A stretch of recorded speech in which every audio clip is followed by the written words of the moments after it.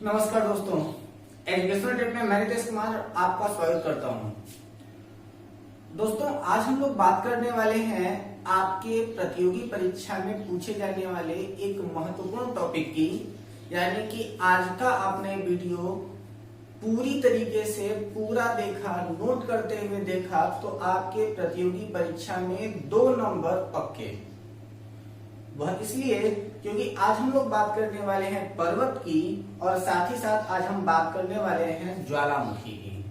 और ये ऐसे हैं जो आपके प्रत्येक प्रतियोगी परीक्षाओं में यहाँ से प्रश्न पूछा ही जाता है।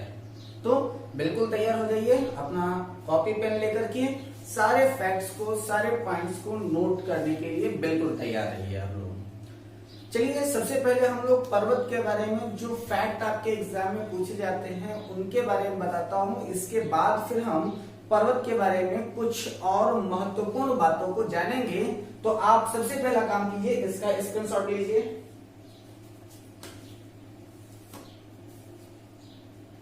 चलिए, अब हम लोग बात करते हैं सबसे पहले क्या कि जो आपका पर्वत है, तो आपका जो माउंटेन रेंज होता है उस माउंटेन रेंज में आप देखते क्या हो कि सबसे पहले आपका ये कुछ ट्रायंगुलर शेप को दिखाई देता है।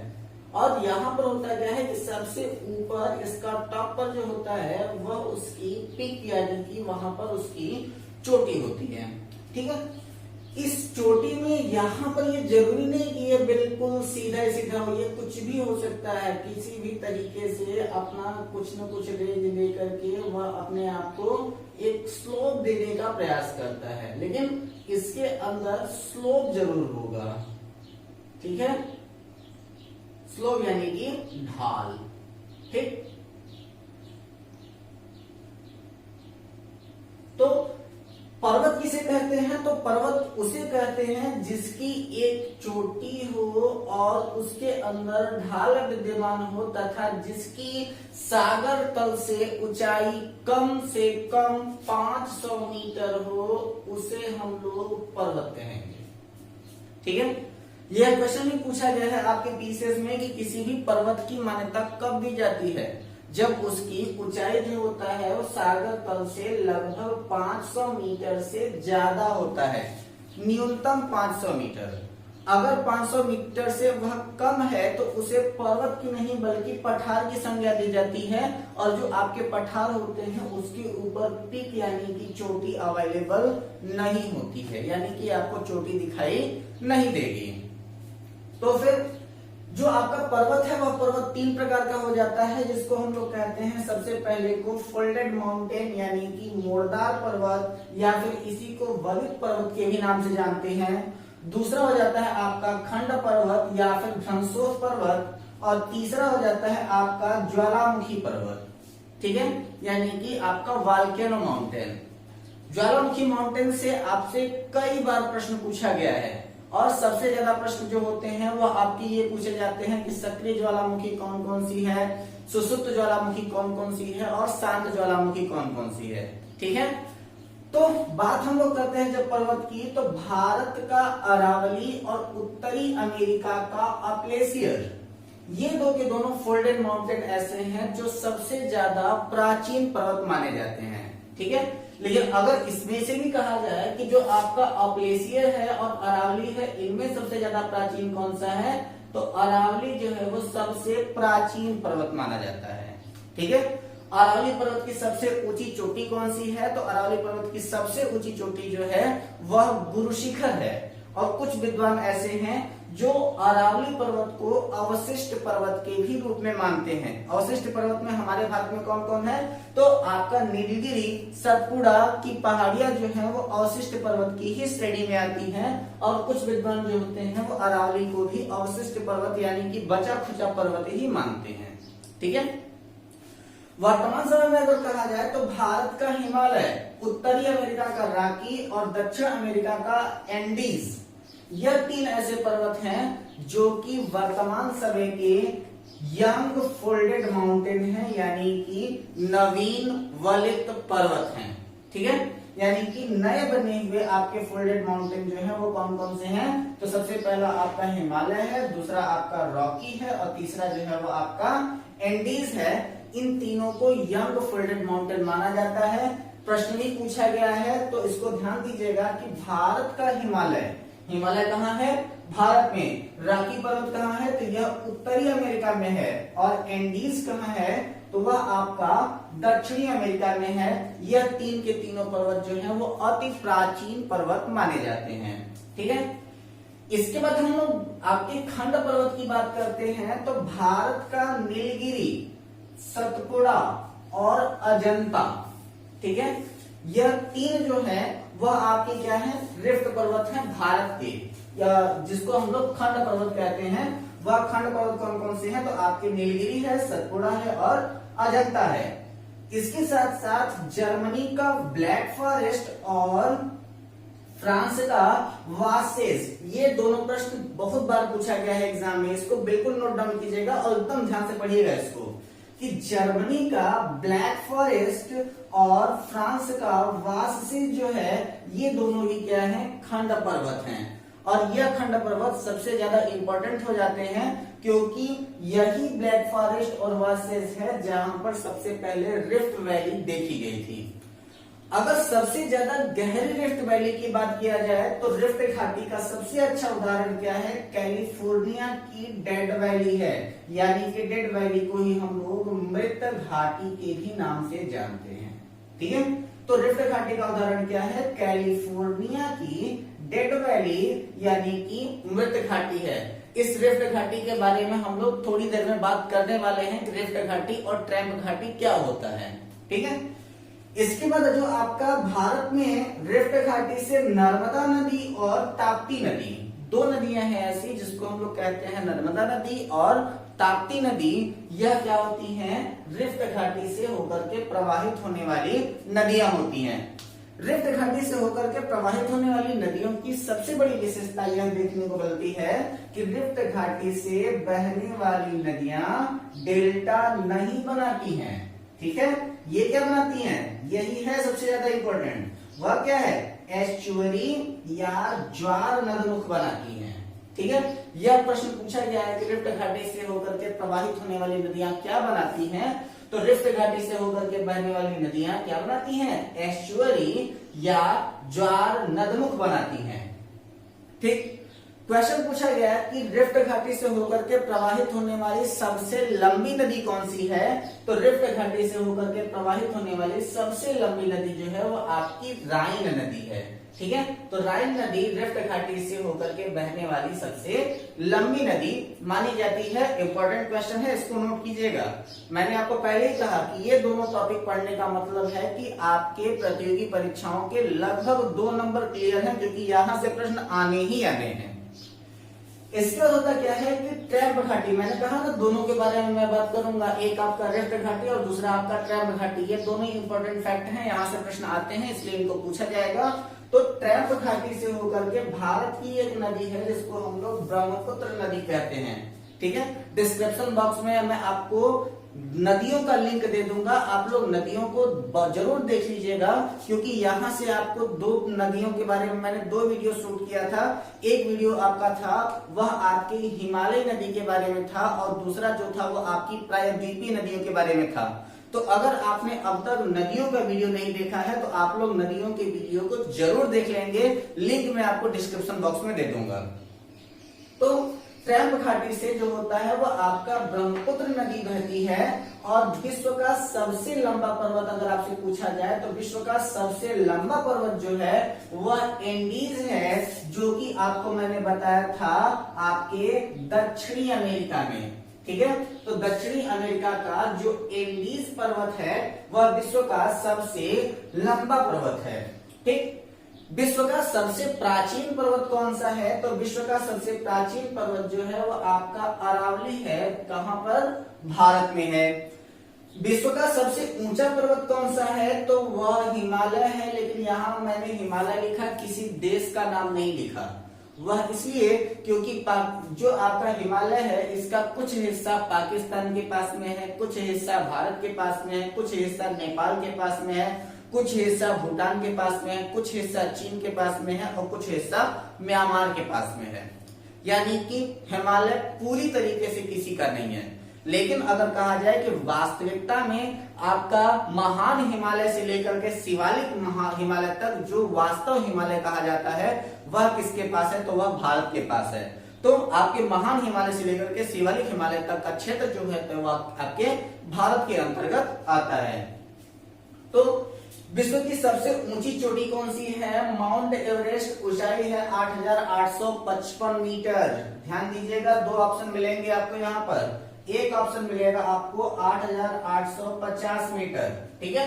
तो अगर आपको 8,850 दिखे तो आप 8,850 को टिक करेंगे, और अगर आपको 8,855 मिले तो आप 8,855 को टिक करेंगे। अगर आपको 8,850 और 8,855 दोनों मिले तो आप 8,850 को टिक करेंगे। सबसे ज्यादा सही जो है वह अभी वर्तमान समय के लिए 8,850 है, क्योंकि अभी तक एनसीईआरटी ने अपने बुक में संशोधन नहीं किया है, 8,855 नहीं किया है, लेकिन उसकी रेंज जो है वो बढ़ी हुई है। अभी हाल का जो पैमाना आया उसमें यह बताया गया कि ये जो आपका लॉकडाउन हुआ, इस लॉकडाउन में प्रदूषण के कम होने के कारण वहां पर जो हिमालय का माउंट एवरेस्ट है वहां पर बर्फ गली है, जिसकी वजह से माउंट एवरेस्ट की ऊंचाई में 5 सेंटीमीटर की कमी दर्ज की गई है। ठीक है, ध्यान दीजिएगा इस बात का। तो 5 सेंटीमीटर का कोई खास फर्क नहीं पड़ने वाला, लेकिन फिर भी अपने जानकारी के लिए इसको जानते रहिएगा। लेकिन माउंट एवरेस्ट की सबसे ऊंची ऊंचाई कितनी हो जाती है? 8,850 मीटर, जिसको आप टिक करेंगे। दोनों सही हो सकता है, 8,850 और 8,855 मीटर, कोई दिक्कत नहीं है ना यहाँ तक। इसके बाद बात किया जाता है कि भारत की सबसे ऊंची चोटी कौन सी है, तो हम लोग सीधी सीधी बात आंख बंद करके टिक लगा देते हैं, K2 या गार्डविन ऑस्टीन। ऊंचाई कितनी है? 8,611 मीटर, बिल्कुल सही है, कोई दिक्कत नहीं है। लेकिन यही आपका पीसीएस प्रीलिम्स की परीक्षा सन 2018 में विवाद का वजह बन गया था। कारण क्या था इसका कि यहां पर प्रश्न पूछा गया था कि भारत की सबसे ऊंची स्वतंत्र चोटी कौन सी है, और ज्यादातर लोगों ने K2 या गार्डविन ऑस्टीन को टिक किया था। यही समस्या आपके वीडियो में भी हुई थी। लेकिन यह जो आपका K2 या गार्डविन ऑस्टीन है वह भारत का है, कोई डाउट नहीं, लेकिन पाकिस्तान के अधीन है। ठीक है, यानी कि वह किस में आता है? पीओके में आता है, यानी कि पाक ऑब्टेन्ड कश्मीर में आता है। और उसी क्षेत्र में आपका ये K2 यानी कि गार्डविन ऑस्टीन आता है। भारत की सबसे ऊंची चोटी K2 या गार्डविन ऑस्टीन है, लेकिन वो पाकिस्तान के अधीन है। वर्तमान समय में भारत की सबसे ऊंची स्वतंत्र चोटी कौन सी है, तो भारत की सबसे ऊंची स्वतंत्र चोटी जो है वो कंचनजंगा है। सिक्किम में ऊंचाई है 8,598 मीटर। ठीक है, तो भारत की सबसे ऊंची चोटी K2 या गार्डविन ऑस्टीन पाकिस्तान के अधीन 8,611 मीटर, और भारत की सबसे ऊंची स्वतंत्र चोटी कंचनजंगा सिक्किम में ऊंचाई है 8,598 मीटर। ठीक, अब हम लोग बात करते हैं वही जिसके बारे में हमने कहा था, कौन सा? आपका रिफ्ट घाटी और ट्रैम्प घाटी के बारे में। ठीक है, तो यहां पर जो आपका रिफ्ट घाटी है जिसके बारे में मैंने आपको बताया, तो रिफ्ट घाटी को हम लोग V आकार की घाटी के भी नाम से जानते हैं, और जो आपकी ट्रैम्प घाटी है उस ट्रैम्प घाटी को हम लोग क्या कहते हैं? ट्रैम्प घाटी को हम लोग U आकार की घाटी के भी नाम से जानते हैं। तो सबसे पहली बात आ जाती है किसके बारे में? आपका आता है रिफ्ट घाटी। ठीक है, और यहां पर जो आपका रिफ्ट घाटी और जो आपका इधर ट्रैम्प घाटी है, इन दोनों के बीच में एक छोटा सा लिटिल डिफरेंस है। वह लिटिल डिफरेंस क्या है कि जो आपका रिफ्ट घाटी है वह सदैव खंड पर्वत से बनेगा। ठीक है, यानी कि दो खंड पर्वतों के बीच से एक भाग निकल करके आता है, जिसको हम लोग V आकार की घाटी कहते हैं। ठीक है, तो दो खंड पर्वतों के बीच से जो V आकार की घाटी होती है उसी को हम लोग क्या कहते हैं? रिफ्ट घाटी के ही नाम से जानते हैं। और ये जो आपका ट्रैम्प घाटी होता है वह दो पर्वतों के बीच होता है। ठीक है, रिफ्ट खंड पर्वत है, ट्रैम्प पर्वत है, यानी कि यहां पर आप देखें तो ये जो होता है वह कुछ इस प्रकार से होता है। ठीक यहाँ पर क्या है, ये यू आकार की बात कर रहा है, यहाँ पर भी आपका एक पर्वत हो जाता है, यहाँ पर भी एक पर्वत हो जाता है, और यहाँ पर जो घाटी का निर्माण होता है इसी को हम लोग कहते हैं ट्रैम्प घाटी। ठीक है, और मैंने आपको उस नदी वाले वीडियो में मैंने बताया था, इसीलिए मैंने कहा कि आप इस वीडियो को देख लीजिएगा कि सबसे पहले चोमायंगदुंग से जब सांगपो नदी निकलती है तो सांगपो नदी इसी ट्रैम्प घाटी से होकर के अरुणाचल प्रदेश में प्रवेश करती है, जहां पर अरुणाचल प्रदेश में प्रवेश करने के बाद उसका नाम जो होता है वह दिहांग हो जाता है, और दिहांग नदी जब असम में पहुंचती है तब उसका नाम ब्रह्मपुत्र हो जाता है, और ब्रह्मपुत्र भारत की सबसे बड़ी नदी कही जाती है, लंबी नहीं बड़ी। ठीक है, तो यहाँ पर क्या है कि दो पर्वतों के बीच से जो होता है वो आपका ट्रैम्प घाटी निकलती है, जिसे यू आकार की भी घाटी कहते हैं, और दूसरी जो है वह आपकी रिफ्ट घाटी है, वह क्या है, दो खंड पर्वतों के बीच की घाटी है, यानी कि दो पर्वत, एक ये पर्वत हो जाता है और दूसरा वाला जो होता है वो कुछ इस प्रकार का पर्वत हो जाता है, ये आपका एक पर्वत, ये आपका दूसरा पर्वत, इनके बीच से जो ये घाटी गई है इसी को हम लोग कहते हैं रिफ्ट घाटी। और रिफ्ट घाटी का सबसे ऊंचा उदाहरण जो होता है या फिर सबसे गहरी घाटी जो मानी जाती है वो कैलिफोर्निया की डेथ वैली मानी जाती है, और यहाँ से जो आपका रिफ्ट घाटी से होकर के जब कोई भी नदी आती है तो वह नदियां अपने साथ लिए हुए सारे के सारे अवसादों को बहा करके लेके चली जाती हैं, क्योंकि वो ऊपर से ढाल से होते हुए आती हैं। ठीक है, तो जब ये अपना ढाल से होते हुए अवसाद लेकर के आती हैं तो ये सीधे सीधे नीचे निकल जाती हैं, किसी भी प्रकार के डेल्टा का जमाव नहीं करती, लेकिन उसके पास में जो होता है वो किसी किसी स्थान पर जो होता है वो अवसाद छोड़ती है, जिसी को हम लोग एस्चुअरी कहते हैं, उसी को हम लोग एस्चुअरी या फिर उसी को हम लोग ज्वार नदमुख के भी नाम से जानते हैं। ठीक है, तो एस्चुअरी या फिर उसी को हम लोग क्या कहते हैं, ज्वार नदमुख कहते हैं। तो रिफ्ट घाटी से होकर के प्रवाहित होने वाली नदियां डेल्टा नहीं बनाती, यहाँ पर जो आपका ट्रैम्प घाटी से होकर के बहने वाली नदी है वो डेल्टा बनाएगी, यानी कि यह ट्रैम्प घाटी से होकर के आने वाली नदी जो है वो असम में जो डेल्टा बनाती है उसको हम लोग क्या कहते हैं, माजुली। ठीक है, और माजुली क्या है, विश्व का सबसे बड़ा नदी डेल्टा है ब्रह्मपुत्र नदी पर असम में। तो ट्रैम्प घाटी से होकर के बहने वाली नदी जो होती है वो डेल्टा बनाती है, लेकिन रिफ्ट घाटी से होकर के प्रवाहित होने वाली नदियां जो होती हैं वो डेल्टा नहीं बनाती, वो एस्चुअरी या ज्वार नदमुख बनाती हैं। यह सबसे बड़ा अंतर है आपके यू आकार की घाटी और भी आकार की घाटी। जो आपका भी आकार की घाटी है उसे रिफ्ट घाटी कहेंगे, और जो यू आकार की घाटी है उसे हम लोग ट्रैम्प घाटी कहेंगे। यू आकार की घाटी यानी कि ट्रैम्प घाटी को हम लोग क्या कहेंगे, यू आकार की घाटी के भी नाम से हम लोग जानते हैं। ठीक, तो ये तो बात हो गई आपके वलित पर्वतों की और आपके खंड पर्वतों की। ठीक है, खंड पर्वत या फिर घनस्रोत पर्वत की।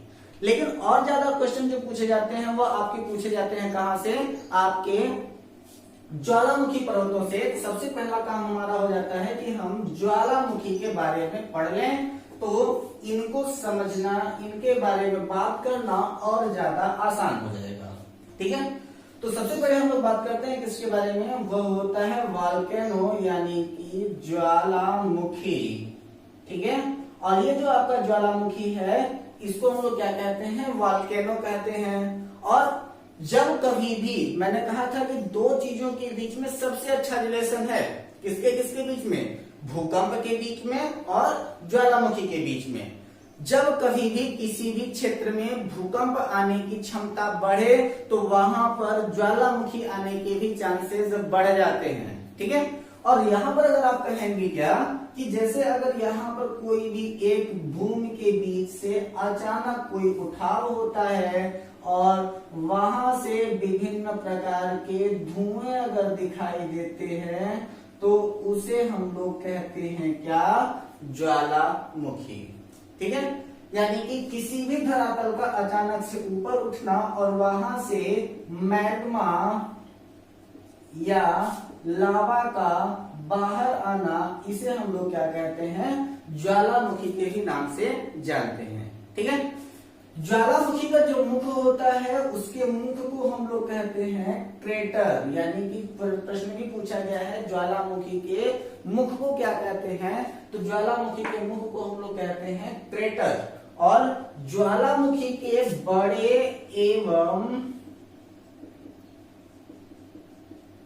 शांत मुख को कहते हैं राक्षस का मुख। ठीक है, यानी कि बड़े एवं शांत मुख को हम लोग क्या कहते हैं, काल्डेरा। ठीक, तो ज्वालामुखी के मुख को क्रेटर कहते हैं और ज्वालामुखी के बड़े एवं शांत मुख को काल्डेरा कहते हैं, और काल्डेरा का मतलब होता है राक्षस का मुख। ठीक है, तो ज्वालामुखी के बड़े एवं शांत मुख को हम लोग क्या कहते हैं, काल्डेरा के नाम से जानते हैं। ज्वालामुखी से जो होता है वह ठोस के रूप में जो निकलेगा वो होगा आपके चट्टानों के टुकड़े। ठीक है, तो जो आपके ज्वालामुखी होते हैं उनके मुख से जो होता है वो ठोस के रूप में निकलता है, क्या है, चट्टानों के टुकड़े। क्योंकि जब कभी भी हमारे पृथ्वी के अंदर का कोई भी क्रस्ट का भाग टूटता है तो ही यह मैग्मा बाहर आता है। ठीक है, तो ये जो आपका क्रस्ट टूटा है, यानी कि जो भूपर्वती के अंदर जो आपकी चट्टान टूटी है उसी के बाद फिर ये जो मैग्मा बाहर निकला है तो वह अपने साथ चट्टानों के टुकड़ों को भी लेकर के आता है। ठीक है, प्रश्न ये भी पूछा गया था कि जहां पर सबसे ज्यादा मात्रा में ज्वालामुखी आई हो वहां पर कौन सी मिट्टी की अधिकता हो जाती है, तो वहां पर काली मिट्टी की अधिकता सर्वाधिक हो जाती है। ठीक है, तो वहां पर ठोस के रूप में क्या निकलता है, चट्टानों के टुकड़े निकलते हैं। द्रव के रूप में क्या निकलता है, तो वहां से निकलता है मैग्मा या लावा। और गैस के रूप में क्या निकलता है, तो गैस के रूप में होता है sulphur dioxide, carbon dioxide, hydrogen और जलवाष्प निकलता है। ठीक है, तो जब कभी भी कोई ज्वालामुखी विस्फोट होता है तो ज्वालामुखी विस्फोट के पश्चात ठोस के रूप में चट्टानों के टुकड़े, द्रव के रूप में मैग्मा या लावा और गैस के रूप में sulphur dioxide, carbon dioxide, hydrogen और जलवाष्प के कण जो होते हैं वो निकलते हैं। इस आधार पर अगर कहा जाए तो हमारा जो ज्वालामुखी है वह 3 प्रकार का होता है, जिसे हम लोग सक्रिय ज्वालामुखी, प्रसुप्त या सुषुप्त ज्वालामुखी, शांत या मृत ज्वालामुखी के नाम से जानते हैं। तो ज्वालामुखी के प्रकार में हम लोग देखते क्या है, तो ज्वालामुखी आपका 3 प्रकार का होता है, जिसको हम लोग कहते हैं, पहला सक्रिय ज्वालामुखी, सक्रिय ज्वालामुखी। ठीक है, तो जो आपका सबसे पहला ज्वालामुखी है उसको हम लोग क्या कहते हैं, सक्रिय ज्वालामुखी। और जो आपका सक्रिय ज्वालामुखी है इसको हम लोग कहते हैं एक्टिव वोल्केनो। ठीक है, दूसरा है आपका प्रसुप्त या सुषुप्त ज्वालामुखी, यानी कि इसको हम लोग कहते हैं डॉर्मेंट। और तीसरी है शांत या फिर मृत ज्वालामुखी, यानी कि इसको कहते हैं एक्सटिंक्ट। ठीक है, उसको हम लोग क्या कह देते हैं, एक्सटिंक्ट ज्वालामुखी हम लोग कह देते हैं। तो जो आपके ये 3 के 3 ज्वालामुखी हैं जिनको हम लोग सक्रिय ज्वालामुखी, प्रसुप्त ज्वालामुखी और सुषुप्त ज्वालामुखी के नाम से जानते हैं, तो उनको हम लोग क्या कहते हैं कि जो आपका सक्रिय ज्वालामुखी है, यानी कि प्रेजेंट टाइम में उसके मुख से मैग्मा या लावा बाहर निकल रहा होगा। प्रसुप्त ज्वालामुखी या सुषुप्त ज्वालामुखी का मतलब यह है कि वर्तमान समय में उसके मुख से लावा नहीं निकल रहा है, लेकिन कभी भी उसके मुख से मैग्मा या लावा निकलना प्रारंभ हो सकता है। और शांत ज्वालामुखी का मतलब होता है कि जिसके मुख से मैग्मा या लावा जितना निकलना था उतना निकल चुका है, अब उसमें से कोई भी मैग्मा या लावा बाहर निकलने की संभावना नहीं रह गई है। तो जो कुछ प्रमुख जो आपके एग्जामिनेशन में पूछे जाते हैं उनके बारे में हम लोग बात कर लेते हैं कि वह कौन कौन सा है। तो सबसे पहले हम लोग बात करते हैं सक्रिय ज्वालामुखी की। ठीक है, तो सबसे पहली बात हम लोग किसकी करेंगे, वह होगी आपकी सक्रिय ज्वालामुखी। ठीक, तो यहां पर जो आपका सक्रिय ज्वालामुखी है, उस सक्रिय ज्वालामुखी में हम लोग सबसे पहला नाम लेते हैं किसका, वो है एक है आपका ज्वालामुखी का, इधर हम लोग लिख लेंगे क्षेत्र, और दूसरा हो जाएगा आपका ज्वालामुखी। तो सबसे पहला है आपका क्षेत्र इक्वेडोर, और इस इक्वेडोर में जो ज्वालामुखी है, और वो भी आपका प्रेजेंट टाइम में सक्रिय ज्वालामुखी है, उसका नाम है कोटापैक्सी। ठीक है, ये क्या है, सबसे ऊंचा और सक्रिय ज्वालामुखी है ये। दूसरा कौन सा हो जाता है इसका, ये है आपके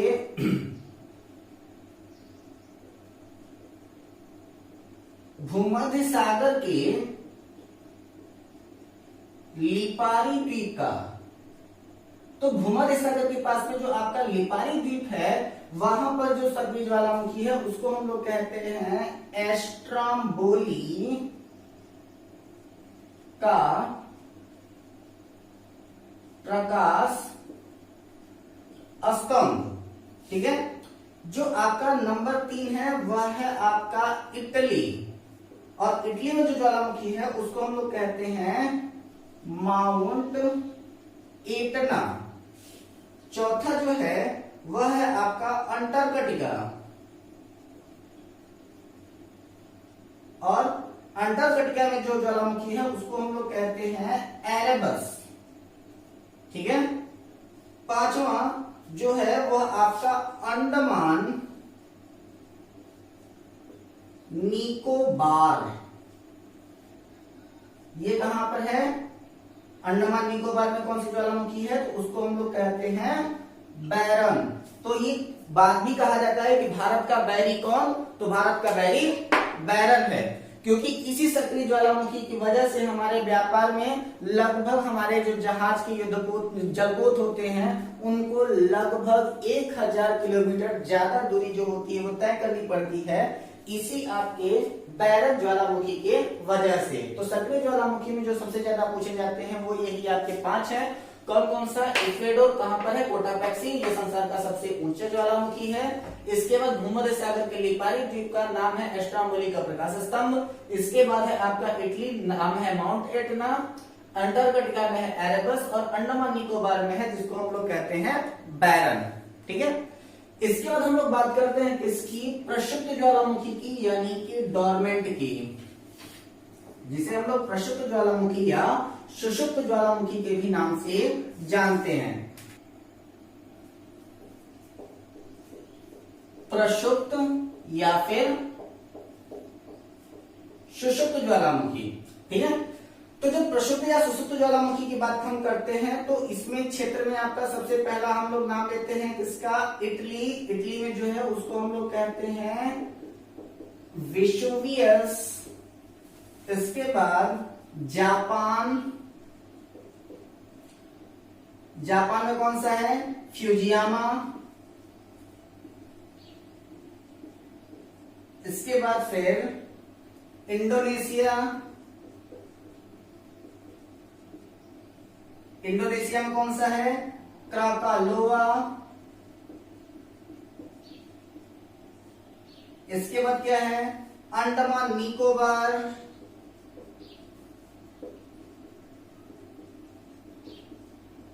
और वहां पर जो है उसको हम लोग कहते हैं नारकोंडन।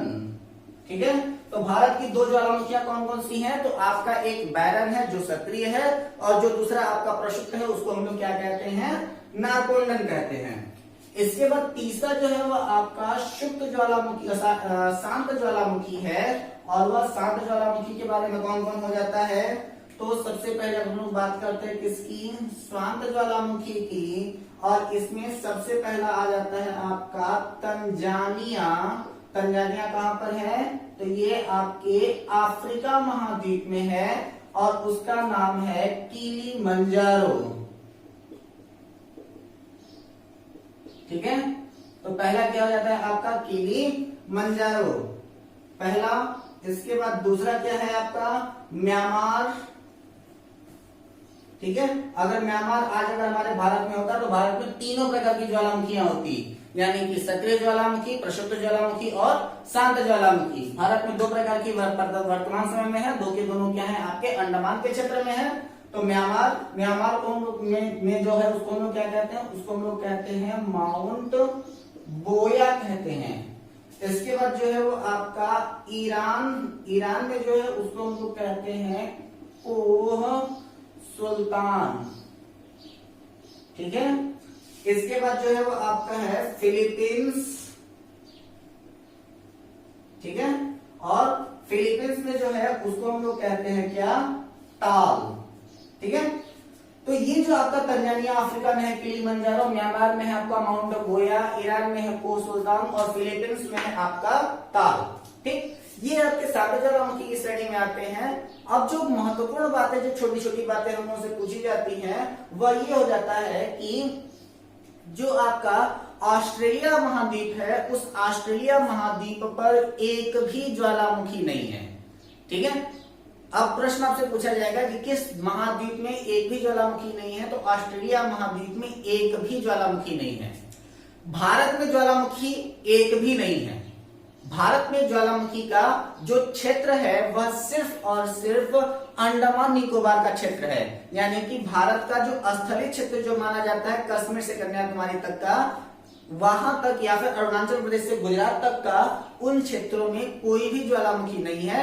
यहाँ पर हमारे भारत में जो ज्वालामुखी का क्षेत्र है वह केवल और केवल आपके अंडमान निकोबार का क्षेत्र माना जाता है। इसके बाद जो आपका परिप्रशांत पेटी है, परिप्रशांत पेटी, ठीक है। तो परिप्रशांत पेटी को हम लोग क्या कहते हैं, रिंग ऑफ फायर कहते हैं, रिंग ऑफ फायर, ठीक है। अब यहां पर जो आपका परिप्रशांत पेटी है उसमें रिंग ऑफ फायर इसको हम लोग इसलिए कहते हैं क्योंकि परिप्रशांत पेटी यानी परिप्रशांत के ही क्षेत्र में सबसे ज्यादा सक्रिय ज्वालामुखी है।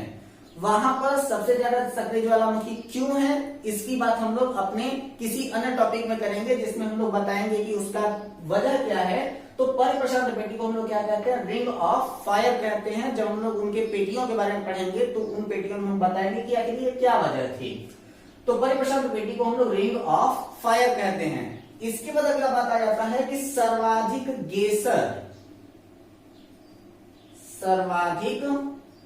गेसर कहां पर है, तो सर्वाधिक गेसर जो है वो है अमेरिका के येलो स्टोन पार्क में है। जब कभी भी किसी भी जगह पर आपका ज्वालामुखी उत्पन्न होना प्रारंभ होता है तो उस ज्वालामुखी के उत्पन्न होने वाले क्षेत्र को हम लोग क्या कहते हैं, गेसर कहते हैं, ठीक है। और जब ज्वालामुखी समाप्त हो रहा होता है तो उसको हम लोग कहते हैं धुआंरे, और सबसे ज्यादा धुआंरे जो है वो आपके अलास्का में है, ठीक है। तो सबसे अधिक गेसर कहाँ है, तो सबसे अधिक गेसर जो है वो अमेरिका के येलो स्टोन पार्क में है। और सबसे अधिक धुआंरे कहाँ पर है, तो सबसे अधिक धुआंरे जो है वो आपके अलास्का में है। आज की जितनी भी टॉपिक मैंने आपको बताया, यदि आपने इसको पूरी तरीके से तैयार कर लिया तो आपके प्रतियोगी परीक्षा में लगभग 2 प्रश्न तो बिल्कुल श्योर हो जाएंगे। यदि आपको हमारी यह वीडियो पसंद आई हो तो हमारे चैनल को सब्सक्राइब करें, यदि आप हमारे चैनल पर नए हैं तो, और इस वीडियो को ज्यादा से ज्यादा लोगों को शेयर करें। अपनी राय हमारे कमेंट बॉक्स में जरूर दें। हंसते रहें, मुस्कुराते रहें, अपना और अपनों का ख्याल रखें, घर पे रहें, स्वस्थ रहें, प्रसन्न रहें। धन्यवाद।